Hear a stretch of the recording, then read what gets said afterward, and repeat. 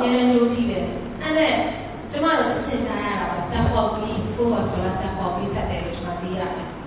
အဲ့နဲ့ဟိုအရင်တစ်ပတ်ကကျင်တယ်အရင်တစ်ပတ်လောက်ကကျင်တယ်သူ HWC မှာတက်သိခံတယ်လို့ပြောတယ်ကျမတို့အဲ့ဘက်တော့ဘောဖြစ်တယ်ဒါပေမဲ့အဲ့မှာတစ်စင်တယ်သူရဲ့တက်သိခံတယ်ကျမတစ်စင်တယ်ကြားရတာပေါ့နော်သူကဘာပြောလဲဆိုတော့ကျွန်တော်တဲ့နမောတော်ကိုခံစားဖို့နော်အဲ့လိုမျိုး worship ကိုဝင်နေနမောတော်အကြီးကျယ်စူးစမ်းချတာတဲ့အဲ့နဲ့ဒီခါလေးအဲ့လိုမျိုးကမှချင်းနေတဲ့ပြဿနာမရှိချင်းနေတဲ့သူအချင်းဆိုတဲ့နမောတော်တွေကိုတိုးဝင်တယ်ဒါပေမဲ့အခါလေးမရတဲ့အခါလေးချင်းချင်းနေတယ်ပေါ့နော်တိုးဝင်တယ်မရတဲ့အခါအင်းလေးချင်းနေတယ်အဲ့လိုမျိုးဖျားကိုပဲနမောတော်ကိုရအောင်ရှာတယ်ဒါပေမဲ့တနေ့ကျတော့စူးစမ်းဖို့ရှာအားတချင်းအမျိုးမျိုးပြောင်းနေတယ်ဗမာချင်းပြောင်းတယ်တိတ်ဘလုံးဝမခံစားရဘူးချင်းပြောင်းတယ်ဘလုံးဝလိမ့်စင်ဘလုံးဝမခံဘောလုံးရှိတာလေလို့ဖျားမယ်ဖျားမယ်ငါမျက်မှောက်တော့ငါပေးတွေ့မှမင်းတွေ့တယ်ဖြစ်တယ်မင်းစူးစမ်းရှာလို့ရမှာမဟုတ်ဘူးငါရဲ့မျက်မှောက်တော့နဲ့တိုးထိဖို့လားငါအဖြစ်ပေးမှလည်းမင်းရတာဖြစ်တယ်ဆိုပြီးဖျားပြန်သူ့ကိုအတိအကျစကားပြောတဲ့အခါခုနကျွန်တော်တို့အချင်းဆိုတဲ့အချင်းဖြစ်လာဖြစ်တယ်အဲကြောင့်အချင်းဆိုနိုင်တယ်ဘိုးတော်ဆောင်နေစစ်တယ်ကျွန်တော်ဘုရားကိုချီးမွမ်းဖို့ရတယ်ဘိုးတော်ဆောင်နေစစ်တယ်ကျွန်တော်မျက်မှောက်ကိုခံစားရတယ်ဆိုတာကလည်းဘိုးတော်ဆောင်နေစစ်တယ်အာမင်ကျွန်တော်စူးစမ်းပြီးရှာနေတယ်လို့ပြောမှမရှိပါဘူးကိုရောကပေးခံစားလို့ကိုရောကတိုးထီပေးလို့ကျွန်တော်ခံစားရတာစစ်တယ်ဒါကြောင့်ကျွန်တော်ရဲ့အသက်ရှင်ခြင်းနေ့ရဲ့အချိန်တိုင်းဒီဟာဘုရားရဲ့ကြောင့်စစ်တယ်ဆိုတာတကယ်ပဲကျွန်တော်ရဲ့တက်တာပါဘုရားကကျွန်တော်ကိုမမေ့အောင်ဆိုပြီးတော့အရင်ဟာလီလာတို့ပေးတယ်ဘုရားနော်ဆံမခိုင်လည်းအများကြီးတို့ခဲ့တယ်ဘုရားနော်ငါကြောင့်စစ်တယ်ဆိုတော့ကျွန်တော်ရဲ့အသက်တာအသီးသီးမှာပြောင်းလဲပြောင်းမတူညီတဲ့နေရတဲ့ဘုရားကခုကြောင့်ပဲစစ်တယ်ဆိုတော့ကျွန်တော်တို့အမြဲတမ်းပဲတတိပေးနေတာဖြစ်တယ်အာမင်ဒါကြောင့်မို့ကျွန်မဒီနေ့ဝင်လာတဲ့ဘုရားပတ်သွားတယ်အဲ့ဒါနဲ့ဆက်ဆက်တယ်ဒါလည်းဆိုကျွန်မ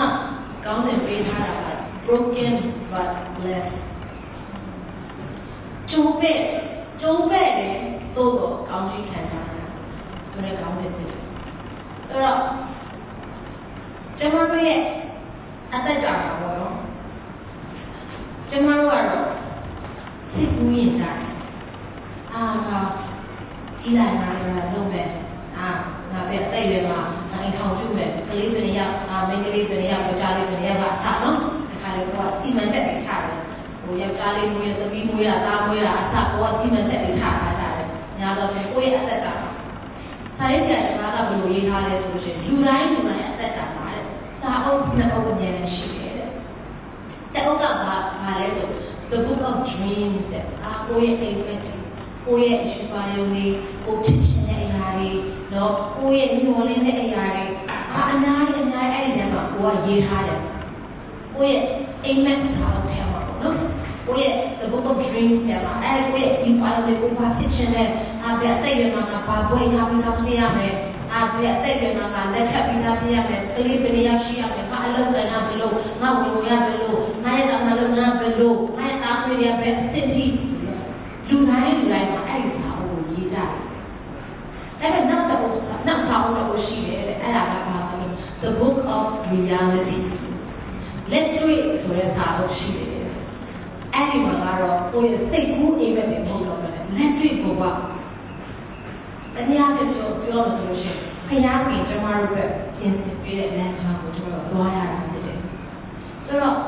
တခါလေကျမတို့ရဲ့အိမ်မက်တွေနဲ့တခါလေလက်တွေ့ကတခါစတဲ့ပဲဖြစ်နေတယ်ငါဒီလိုမျိုးမရည်ရွယ်မိပါဘူးနော်ငါအအောင်ဆုံးစူးစမ်းခဲ့တာဒီလိုဖြစ်မယ်လို့မရည်ရွယ်မိပါဘူးဆိုပြီးတော့ကျမတို့ကကြုံတွေ့ရတဲ့အချိန်ရှိတယ်အဲ့ဒါမှကျမတို့ဘာဖြစ်လာလဲဆိုအင်္ဂလိပ်လို dissonance ဆိုတော့ဆရာဘယ်လိုပြောမလဲမလို့ဆူညံတယ်လို့ပြောဆူညံတယ်ဟို dissonance ဆိုတာကလေ harmony တန်တရားတာမဖြစ်တာခုန music ကြီးရဲ့လိုအရန်တော့တယ်နော်harmony နဲ့ melody ကိုတိတိကျကျနော် melody ကိုလှလှလေးသူတို့ကြည့်တဲ့အချိန်မှာတခါလေကြီးမားနိုင်သွားရင်ဘာလဲမသိဘူးတကူနော်အထူးသဖြင့် music ပိုင်းအရန်တော်တဲ့လူကလေ လုံးဝမနေနိုင်မထိုင်နိုင်ဖြစ်ကြတယ်နော်ကိုယ်တခုမှားသွားတာပဲဖြစ်တယ်အတန်တခုရံသွားတဲ့အခါမှာနားထဲမှာလုံးဝမဆက်တော့အဲ့ဒါကို dissonance လို့ခေါ်တယ်ဘယ်လိုကြီးလဲဆိုတခါတလေနော်ဟိုအပေါ်မှာတိတဲ့လူကကြုံမှာပါဟာလေကိုမားတခုနှိမ့်နေတဲ့အခါတော့တချင်းဆိုတဲ့လူကအတန်နဲ့လွဲသွားတဲ့အခါမှာတချို့ရဆိုပြီးတော့အထူးသဖြင့် break that time မှာကျွန်မအမဆိုရင်သူက music ကမှဆိုတော့လေနည်းနည်းလေးမှလည်းမနေနိုင်သူကလေ worship လုပ်နေတဲ့တီးတဲ့လူကနည်းနည်း pop မှာလို့ဆိုတော့ချက်ချင်းလက်ချလို့အဲ့လိုကြည့်တယ်အဲ့လိုကြည့်တာ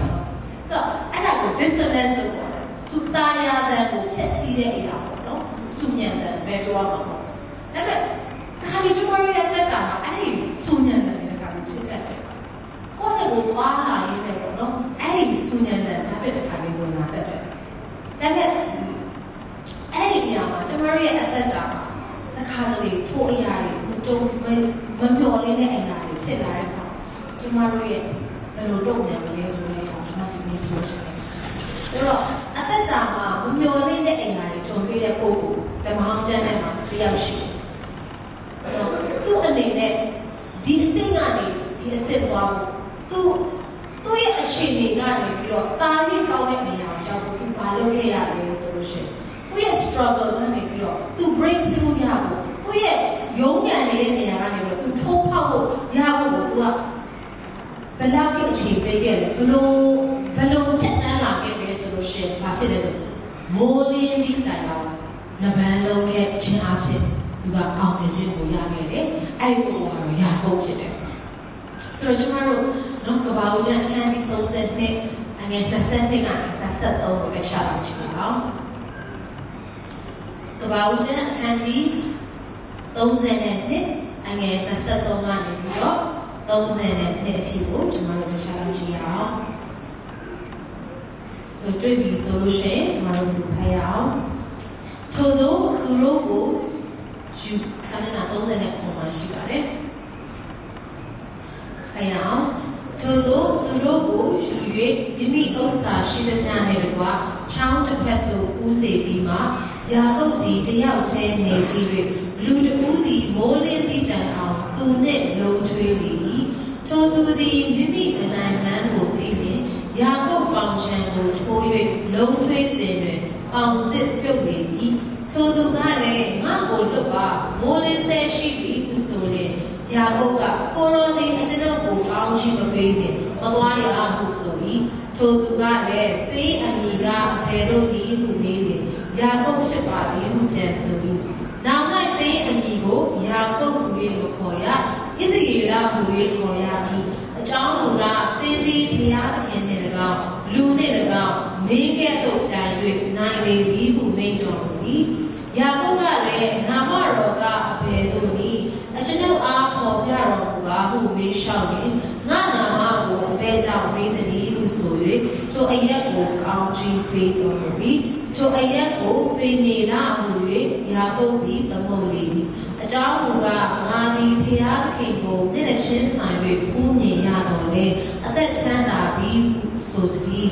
ပေရေလအရက်ကိုယာကုပ်လွန်သွားသောအခါနေထွက်ခြင်းရှိ၍သူသည်ထော့နှင့်သွားလေ၏ထို့သောယာကုပ်၏ပေါင်ချံအကျော်ကြီးကိုထိုးတော်မူသောကြောင့်ဣသရေလအမျိုးသားတို့သည်ပေါင်ချံ၌ရှိသောအကျော်ကြီးကိုယနေ့တိုင်အောင်မစားရှောင်ပြီးရှိကြ၏အတော်တော်ကြောင့်အားဖြင့်ရောက်ချင်းဆက်တဲ့ဘုရားကောင်းကြီးပေးပါစေ။ဆိုဒီနေရာမှာကျွန်တော်တို့ဘာကြည့်ရလဲဆိုယာကုပ်ရဲ့အသက်တာဆိုတော့ဒီအဆင့်ထိသူက easy ပဲနော်ဒါပေမဲ့သူ့ရဲ့အသက်တာမှာဟိုအမျိုးမျိုးသူများကိုလိမ်နေပြီးတော့တော့သူ့အဖေကိုလိမ်နေသူ့ဦးလေးကိုလိမ်နေဆိုတော့သူကကောင်းကြီးခံစားပြီးတော့ဒီတစ်ခါသူ့ရဲ့နော်ဦးလေးစီကနေပြီးတော့သူ့အကိုကြောက်လို့ပုံးရှောင်နေတဲ့နေရာလေးကိုသူကပြန်လာရတော့မှာဖြစ်တယ်ဒီခါသူ့ရဲ့မိန်းမတွေလည်းရှိတယ်သားသမီးတွေလည်းရှိတယ်နော်သူသွားတော့ကတော့တယောက်တည်းအခုသူပြန်လာတော့သူ့ရဲ့နော်တကယ်ကိုအုပ်စုလိုက်ပြီးသူပြန်လာပြင်ကိုရတယ်ဒါပေမဲ့သူ့ရဲ့အကြီးမားဆုံးသောကြောက်ရွံ့ခြင်းကိုသွားရင်ဆိုင်ရတော့မယ်အဲ့ဒါကဘာလို့လဲဆိုသူ့ရဲ့အကိုဖြစ်တယ်သူ့ရဲ့အကိုအေးပေါ်ဖြစ်တယ်အေးတော့ကသူနော်ဟိုအရင်ကတည်းကတတ်မယ်ဝါမယ်လို့ချိန်မောလာတာဖြစ်တယ်ဆိုဒီတစ်ခါသူက ရှေ့ဆက်မဲ့လမ်းကိုသူကအရန်ကိုကြောက်ရွံ့နေတဲ့အချိန်သူ့အတွက်ဘယ်လိုပြောရမလဲတကယ်ကိုအရေးကြီးတဲ့အချိန်နားပေါ့နော်ရုပ်ရှင်ကြည့်မယ်ဆိုလို့ရှိရင်တကယ်ကိုဇက်ရှင်ရန်တက်နေတဲ့အချိန်ပေါ့နော်ပြောမှဆိုလို့ရှိရင်ဘယ်လိုဖြစ်တာလဲဘယ်လိုတုံ့ပြန်တော့မလဲတော့သူ့ကိုယ်ကသူတတ်မလားဘယ်လိုလုပ်လဲသူတို့တိုက်မလားသူတို့နိုင်မလားဘယ်လိုရှုံးမလဲဆိုပြီးတော့အရန်ကိုစိတ်ဝင်စားစရာကောင်းတဲ့အချိန်ဖြစ်တယ်။ဒါပေမဲ့သူကအဲ့ဒီအချိန်တွေမှာရှိနေတဲ့အချိန်မှာသူကဒီလောက်တော့သူ့ရဲ့အတိတ်ကကြောက်ရွံ့ခြင်းတွေကလည်းရှိနေတယ်အရှိမှလည်းနော်ရင်ဆိုင်ရမယ့်အရာတွေရှိနေတယ်အဲ့ဒီထဲမှာသူကဘာလုပ်လဲဆိုတော့ဘယ်လိုဖြစ်သွားလဲဆိုတော့ညမှာလူတစ်ယောက်ကသူ့ကိုလာပြီးတော့ဗန်းလုံးတယ်သူတစ်ယောက်ပဲရှိတဲ့အချိန်မှာသူ့ရဲ့နော်မိန်းမတွေသူ့ရဲ့သားသမီးတွေကိုသူကတနေရာမှာထားပြီးသူတစ်ယောက်တည်းတနေရာကိုသွားပြီးတော့ချောင်းကိုကူးပြီးတော့အဲ့ဒီညအချိန်မှာသူရှိနေတဲ့အချိန်မှာတဲ့မိုးလင်းသေးတယ်အောင်သူလုံးထွေးနေတယ်သူနဲ့လာပြီးတော့လာတိုက်နေလို့ရှိတယ်နော်သူလည်းရှိမှသွားရမယ်ဆိုလည်းအဲ့ဘွဲရင်ဆိုင်ရမှာမပြောတတ်သေးဘူးသူကလည်းသူလန့်နေတဲ့အချိန်ကြောက်နေတဲ့အချိန်မှာတယောက်ကလာပြီးတော့သူ့ကိုလာပြီးတော့ဘယ်လိုပြောရမလဲလာပြီးတော့ဗန်းလုံးတယ်ဒါပေမဲ့သူကလည်းစူးစားတယ်ဒါပေမဲ့နောက်ဆုံး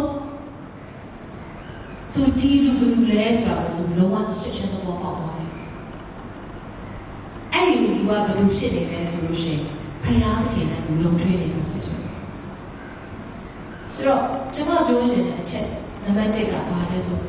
တခါတလေကျွန်မတို့ရဲ့အသက်တာမှာအပြင်းထန်ဆုံးတိုက်ပွဲတွေကနတ်ဆိုးနဲ့တိုက်တာချက်ဖယားခင်နဲ့တိုက်ခိုက်ခြင်းဖယားခင်နဲ့ဗန်းလုံးရတဲ့အချိန်ကကျွန်မတို့အကျဉ်းထန်ဆုံးတိုက်ပွဲတွေဖြစ်တတ်တယ်ကျွန်တော်တို့နတ်ဆိုးတွေတိုက်ရတာကတော့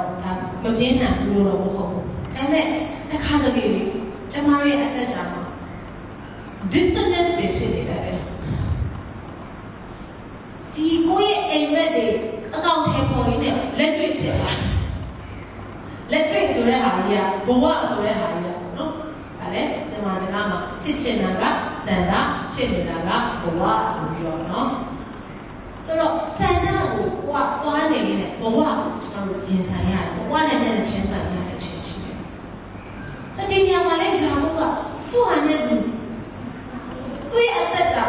ဒီတက်ပွဲတော့သူ့ရဲ့ဘဝမှာအကျဉ်းထန်ဆုံးတိုက်ပွဲဖြစ်တယ်သူတညလုံးနော်ညမိုးလေးမိုးချုပ်တဲ့အချိန်ကနေမိုးလေးနဲ့အထိသူ့အနေနဲ့တိုက်ပွဲဝင်ပေးရတာဖြစ်တယ်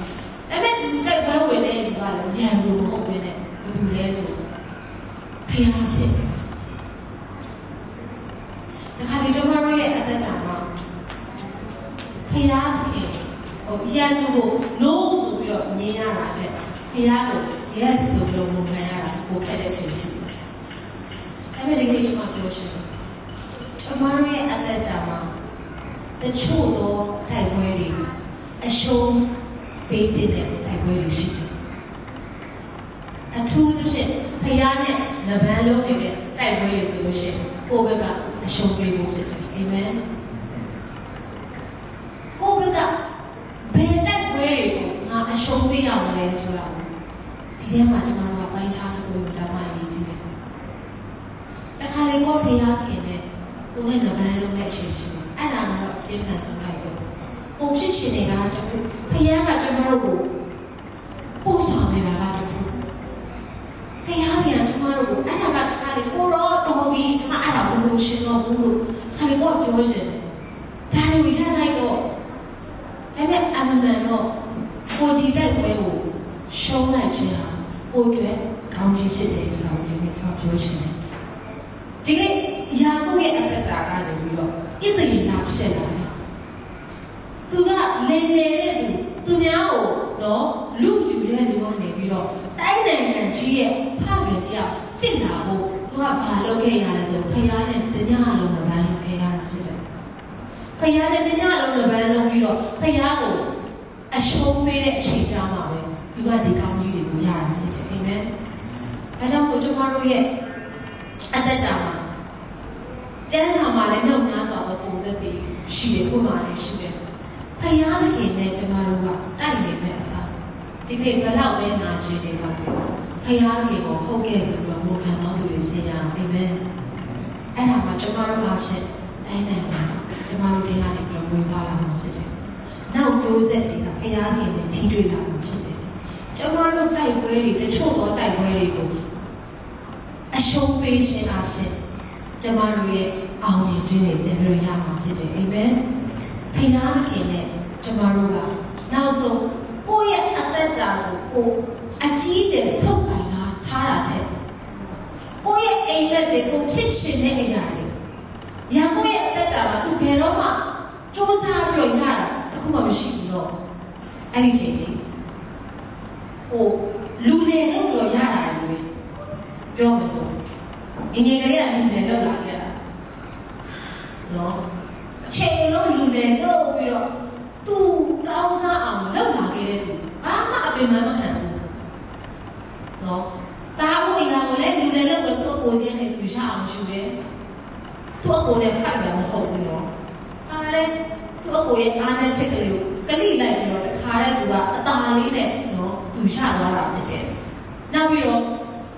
သူ့ရဲ့အဖေကိုလည်းအဲ့လိုလေးပဲလှည့်စားလိုက်ပြီးတော့သူ့ရဲ့အကိုရဲ့ကောင်းကြီးတွေကိုသူရအောင်ရှူလိုက်တယ်နောက်ပြီးတော့သူ့ဦးလေးကလည်းသူ့ကိုပြန်လဲတယ်။အဲ့မဲ့သူကလည်းနော်ဟိုပါလေတိုးတွေစိတ်တွေနွားတွေကိုခွဲတဲ့ခါမှာလေဘုရားရှင်ကလည်းသူ့ဘက်မှာလည်းနော်ရှိတဲ့ခါမှာသူ့အနေနဲ့ခါတဲ့အကြားအပြောက်တွေဖြစ်အောင်သူ့အနေနဲ့အလိမ်မာနီးနဲ့ပါးနဲ့တဲ့နီးနဲ့လောက်လိုက်ပြီးတော့သူကတောင်းကြီးရတယ်။ဆိုတော့သူ့ရဲ့အသက်တာတောင်းကြီးတွေကတော့လွယ်လွယ်နဲ့ရခဲ့တဲ့ဟာတွေကြီးပဲ။ဒါပေမဲ့ဒီတစ်ခါတော့အဲ့ဒီလိုပြင်မဟုတ်တဲ့ပုံစံဒီတစ်ခါတော့ဘလို့သူကောင်းကြီးကိုဘယ်လိုရခဲ့လဲဆိုတော့တညလုံးနဲ့ပန်းလုံးပြီးတော့သူမရအောင်သူကောင်းကြီးယူခဲ့တာဖြစ်တယ်။ဒီနေ့ကျွန်တော်ရဲ့အသက်တာမှာခါလေးဖျားငယ်ကောင်းကြီးကကျွန်တော်တို့လုံးထွေးနေတဲ့အရာကျွန်တော်တို့ရုံးကန်နေတဲ့ဟောတာမလုံးချင်ဘူးတာမချစ်တာမတိုက်ဘူးဒါယူလုံးဝမတိုက်ဘူးလို့ပြောနေတဲ့အရာကအခါလေးကျွန်တော်တို့ကောင်းကြီးပေးတဲ့အရာတွေဖြစ်နေတတ်တယ်လူဆိုတာကကျွန်တော်တို့ကဒါအမိုက်လားဒါယရနာလားဆိုတော့ကျွန်တော်မပိုင်းခြားတတ်ဘူးတခါတလေဒါတမ်းမရှိဘူးလို့တခါကျွန်တော်လွတ်ပြလိုက်တဲ့အခါတစ်ချိန်တစ်ခါမှာအဲ့ဒါအရန်တန်လို့ရှိမှကျွန်တော်တို့ကပြန်ပြီးတော့နော်တတိယရဲ့ချိန်ရှိတယ်ဆိုတော့လူအနေနဲ့ကတခါလေဒါအမိုက်လားဒါယရနာလားဆိုတော့မပိုင်းခြားတတ်တဲ့အခါမှာကျွန်တော်တို့ကတခါလေဒါကိုမလို့ယူဘူးဆိုတော့လွယ်လွယ်လေးနဲ့အဲ့လိုမျိုးဒါကိုမကြိုက်ဘူးဒီယောဂမကြိုက်ဘူးနော်ဒီပြဿနာကြီးငါတို့မိသားစုကဒီပြဿနာကြီးဖြစ်တာမကြိုက်ဘူးဟိုဆရာမပြောတာကတော့မကြိုက်ဘူးဆရာမတော့ဒါပြောတယ်တခါလေကျွန်တော်အဲ့ဒါကိုဘယ်လိုပြောရမလဲဟိုကျွန်တော်ကဒါရောအကုန်အမိုက်ရောလက်ခံရတယ်လို့ပြောတာတော့မဟုတ်ဘူး။ဒါကျွန်တော်ပြောချင်တာကပါလေ။တခါတလေကျွန်တော်တို့ကမပိုင်းခြားတတ်တဲ့အချိန်ရှိတယ်။ဒါနဲ့အဲ့ဒီအရာကျွန်တော်တို့ကအရန်ကို struggle ဖြစ်တဲ့အရာတစ်ခုကဖျားခင်ကပါလဲဆိုကျွန်တော်တို့ကိုကောင်းကြီးအနေနဲ့ပြန်ပြီးတော့အစားထိုးပေးခြင်းအရာဖြစ်နေတတ်တယ်ဆိုတော့ကျွန်တော်ပြောချင်တာဖြစ်တယ်။တခါလေဖျားခင်နဲ့အရန်ရုန်းကန်နေတဲ့အရာလူတွေရဲ့ရှေ့မှာကျွန်တော်တို့ကအရင်ရှုံးနေတယ်လို့ခံစားရတဲ့အရာတွေလူတွေကကျွန်တော်တို့ကိုကြည့်ပြီးတော့တွတ်တနာလိုက်တာဆိုပြီးတော့နော်အတော့ခံရတဲ့အရာတွေလူများရဲ့ဇွေးပတ်တဲ့မှာမျောတဲ့အရာတွေတခါလည်းကိုယ်ကိုကြည့်မယ်ဆိုလို့ရှိရင်လုံးဝအားရစရာမရှိဘူး။အော်ကိုရတာလည်းမလို့ချင်ဘူးတခါလည်းကိုယ်ကပြောတတ်တယ်။ဒါနဲ့တခါလေဖျားခင်အမှုပြုတဲ့အခါအဲ့ဒီအရာတွေကပဲကိုယ့်ရဲ့ကောင်းကြီးပြန်ဆက်လာဖြစ်တယ်။ဒါကြောင့်ဖျားခင်ကျွန်တော်ရဲ့အသက်တာပို့တဲ့အရာတွေဖြစ်စေတဲ့အရာတွေတုံစေတဲ့အရာတွေကျွန်တော်တို့ကအဲဆိုဖျားခင်နဲ့နဗန်းလုံးနဲ့ကောင်းကျွန်တော်တို့ကဒီပို့ပါတော့တခါတလေကိုနဗန်းလုံးနဲ့အရာကိုမဖြစ်ချင်ဆုံးအရာကဖျားခင်ကိုကောင်းချီးပေးခြင်းနေတဲ့အရာတွေ ဖြစ်နေတဲ့ပါလားဆိုတော့ကျွန်တော်တို့ဘောပေါက်လို့ပြောပါတယ်။ကျွန်မဒီ talent check ပေါ့နော်ဒီ Australia မှာရှိတဲ့ workshop တွေမှာ talent check ဆောက်ထူလို့ပြောတယ်နော်ကျွန်တော်တို့ social media စင်တွေပြောင်းများစွာဆက်တဲ့ talent check ကလိုခဲ့တဲ့နှစ်အနည်းငယ်တော့သူကလည်းဒီရင်သားကင်ဆာသူရှိတယ်ဆိုပြီးတော့နော်အားလုံးကလည်းပြီးတဲ့လူကလည်းရှိမှာပါနော်ဆိုတော့နှစ်နှစ်လောက်ကျွန်မဒီယောဂနဲ့ပြင်ဆိုင်ရတဲ့ကောင်ဒါပေမဲ့ကျေးဇူးတော်ကြောင့်ဒီလုံးဝကျမ်းမာသွားတာဖြစ်တယ်လုံးဝကိုတောက်ပြသွားတာဖြစ်တယ်ဒါ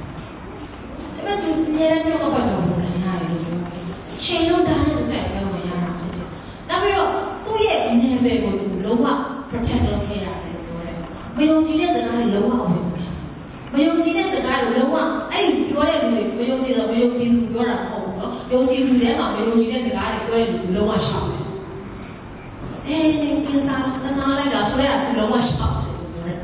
အဲ့ဆိုသူကယုံကြည်ခြင်းနဲ့ချိန်တဲ့ကသူ့မှာအဲ့လိုမျိုးတွေပေါ့နော် negative စကားတွေလုံးဝကျမရဲ့လေတူကျမရဲ့ atmosphere ကျမလုံးဝကာကွယ်ရတယ်လို့ပြောတယ်အဲ့ဒီ interview မှာသူ့ကိုမေးတယ်အဲ့တော့အဲ့ဒီ ထဲမှာအဲ့ဒီ journey ထဲမှာ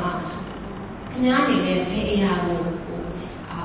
အမတ်ပြအစစ်ဆုံးလဲပေါ့နော်သူပြောတဲ့အခါမှာသူကပြောလဲဆိုကျွန်မအဲ့ဒီကင်ဆာယောဂကြုံရတာတော့မကြုံချင်ပါဘူးအရင်ခက်တယ်အရှင်းခက်တယ်တစ်ခါလေညဆိုကမနေ့မိုးလေးကအသက်ရှင်တော့ပါမလားဆိုတဲ့အခြေအနေတော့များစွာတစ်ခါလေအသက်ရှူနေတဲ့အသက်ကိုရှူလို့အသက်တောင်ရှူလို့မရတဲ့ညတွေရှိတယ်တဲ့အထူးသဖြင့်ညဆိုအဲ့လိုမျိုးအသက်တောင်ကမဝရှူတာမဝငါတေတော့မလားဆိုတော့သူဖြစ်နေတဲ့အချိန်မှာတဲ့ဖေးရားရသူစကားပြောတော့သူထွေးပွေးပြီးတော့မင်းပုံမှန်အသက်ရှူလိုက်အသက်ကိုရှူထုတ်လိုက်ဖေးရားကတရားလို့သူကဲ breathe in breathe out breathe in တရားလို့အဲ့လိုစကားပြောသူတရားလို့ဖေးရားကထွေးပွေးပြီးတော့မနဲ့မိုးလေးနဲ့အချိန်ဖေးရားကသူအသက်ရှူပုံမှန်ဖြစ်သွားအောင်ဖေးရားကသူ့နားမှာနေပြီးတော့အဲ့လိုစကားပြောတယ်အဲ့တော့ကျွန်မအသက်တာပါအဲ့ဒီကင်ဆာဒီ journey နဲ့ပတ်သက်ပြီးတော့ကျွန်မအနေနဲ့အဲ့ကင်ဆာရောကျွန်မလည်းကိုမရှိတော့ပါဘူးဒါပေမဲ့ဖေးရားအနေနဲ့အရင်နီးတဲ့ခဲ့တဲ့အချိန်ကိုပြန်တန်းတာနေလို့ပြောတယ်ပြောချင်တာကဘာလဲဆိုကျွန်မရဲ့အသက်တာမှာအခက်ခဲဆုံးအကျက်တဲဆုံးအပင်ပန်းဆုံးအဲ့ဒီအခြေအနေတွေကဖေးရားရေကောင်းချူခံစားရဆုံးအခြေအနေတွေဖြစ်တယ်ဆိုတာကိုကျွန်မပြောချင်တယ်ဆိုတော့ဒီညမှာယာကုပ်ကလည်း